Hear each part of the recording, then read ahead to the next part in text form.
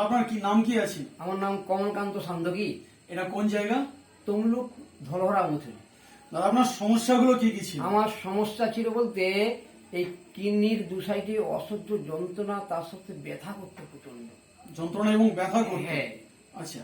তবে আমি ডাক্তার দেখাবো ঠিকঠাক করেছি।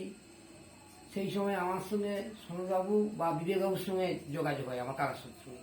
আচ্ছা। ওনা আমাকে এই বিবর্গর কথা বলে, ডিপর্গর কথা বলে। ডিপর্গর কথা বলে। তো আমি এটি বিশ্বাস করে সোনাবাবুর কথা, কাকার কথা বিশ্বাস করে এই ডিপর্গ খাওয়া আরম্ভ করলাম। আচ্ছা।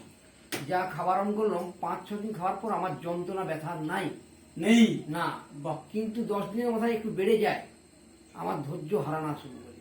তারপরে আবার ভাবলাম না, স্যাররা বলছে একটু বাড়বে, ঠিক আছে খাই না, এত রোগ তো ভালো হচ্ছে, বাড়তেও পারে কমবে, যাই বাড়ে তাই কমে বলে খাবার আরম্ভ করলো। ঠিক 15-20 দিনের মাথায় আর যন্ত্রণার ব্যথা একদম আমার নাই, সেটা একদমই নেই না। তার সাথে সাথে আমার আঙুলে একটা টিউমার ছিল, টিউমারটাও আমার নাই। টিউমারও নেই না। বা হার্টের যে আমার প্রবলেম ছিল, একটু উঁচুতে উঠলে কাজ করলে হাঁপাই করতে মানে, সেটাও আমার নাই।